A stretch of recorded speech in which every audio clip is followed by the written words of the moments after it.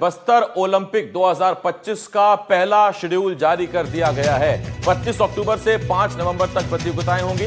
पहले चरण में विकासखंड स्तर के लिए शेड्यूल जारी किया गया है, जिसमें एथलेटिक्स, फुटबॉल, कबड्डी जैसे खेलों का आयोजन होगा। बस्तर ओलंपिक में 2 वर्गों में प्रतियोगिताएं होंगी। जूनियर वर्ग और सीनियर वर्ग में ये प्रतियोगिताएं की जाएंगी। तो बड़ी खबर इस वक्त हम आपको बता रहे हैं, और बस्तर ओलंपिक अपने आप में बहुत मशहूर हो रहा है, क्योंकि इसमें जो स्थानीय युवा हैं उन्हें भरपूर मौका मिल रहा है। और ये जो पहल शुरू की गई ये अब आगे बढ़ती जा रही है, और 2025 बस्तर ओलंपिक के लिए शेड्यूल जारी कर दिया गया। और वन भैंसा को ही शुभंकर बनाया गया है। जो आप तस्वीरें देख रहे हैं, वन भैंसा, उसे शुभंकर बनाया गया है, मैस्कट बनाया गया है इस पूरे आयोजन के लिए। नीलेश मेरे सहयोगी इस वक्त इस बड़ी खबर पर हमारे साथ जुड़ रहे हैं। नीलेश, ये अच्छी बात है कि वक्त बदलने के साथ भी बस्तर ओलंपिक पर ध्यान है सरकार का। बस्तर ओलंपिक का नया शेड्यूल आ गया है।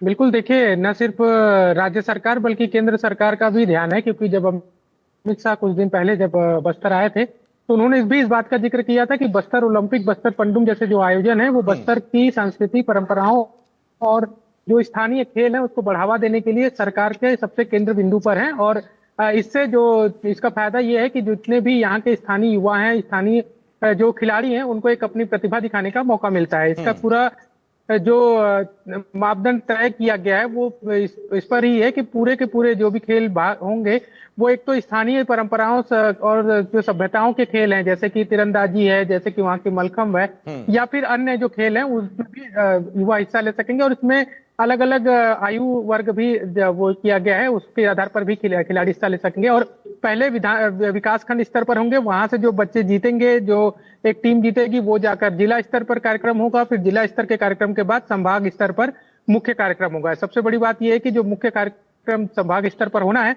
उसको लेकर हालांकि अभी तक डेट नहीं जारी की गई है, लेकिन उसमें केंद्रीय मंत्री स्तर के नेता जो है वो भी शामिल हो सकते हैं उसके समापन कार्यक्रम में। और बहुत हद तक संभावना है कि खुद जो केंद्रीय गृह मंत्री अमित शाह हैं वो इस कार्यक्रम में शामिल हों। हालांकि अभी तक इसको लेकर कोई आधिकारिक ऐलान नहीं है, लेकिन पिछली बार जब बस्तर ओलंपिक का समापन हुआ था तो खुद केंद्रीय गृह मंत्री आए थे और उन्होंने ये कहा भी था कि लगातार इस तरह के जो आयोजन हो रहे हैं उसको न सिर्फ बस्तर स्तर पर बल्कि इस तरह के आयोजन देश भर में कराकर, देश भर के भी खासकर आदिवासी बाहुल्य जो इलाके हैं वहां पर कराकर इसको प्रचारित किया जाएगा। तो ये एक बड़ा आयोजन है छत्तीसगढ़ के लिहाज से भी, बस्तर के भी लिहाज से, और खासकर नक्सल हिंसा के खिलाफ जो जंग एक तरह से चल रही है उसके लिए भी खास आयोजन है। क्योंकि जब तक युवाओं को मुख्य धारा में और इस तरह से नहीं जोड़ा जाएगा स्थानीय युवाओं को, तब तक दूसरे विचारधारा जो कि गैर कानूनी है, जो कि अवैधानिक है, उस विचारधारा से जोड़ने से नहीं रोका जाए। नीलेश, आपने 2 खेलों का जिक्र किया, तीरंदाजी का और मलखंब का। तीरंदाजी तो खैर वर्ल्ड लेवल पर भी ओलंपिक्स में होती है।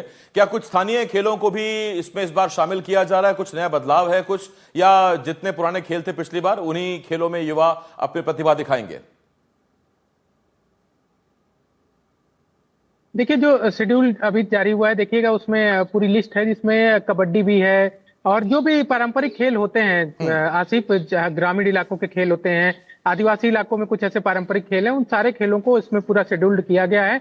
और इसके अलावा जो मुख्य खेल हैं, जैसे कि फुटबॉल है या फिर तीरंदाजी है या फिर अन्य जो उस इलाके में प्रचलित खेल हैं, जहाँ के वहाँ के खिलाड़ी ज्यादा हैं, वहाँ उनको भी शामिल किया गया है। तो हर स्तर पर इसको शामिल जो युवा हैं उनको जोड़ने, जो जिसमें पारंगत है, जो जिसमें जाना चाहता है, उसके लिए वैसी व्यवस्था की गई है पूरे खेल में। नीलेश, बहुत शुक्रिया आपका हमारे साथ जुड़ने के लिए। नीलेश मेरे सहयोगी इस वक्त इस बड़ी खबर पर हमारे साथ जुड़े हुए थे, जानकारी दे रहे थे। बस्तर ओलंपिक का नया शेड्यूल जारी कर दिया गया है, और ये जो बस्तर ओलंपिक है इसके लिए जो तारीखें आ गई हैं वो है 25 अक्टूबर से 5 नवंबर तक 2 कैटेगरी में, जूनियर और सीनियर कैटेगरी में बस्तर ओलंपिक कराया जाएगा।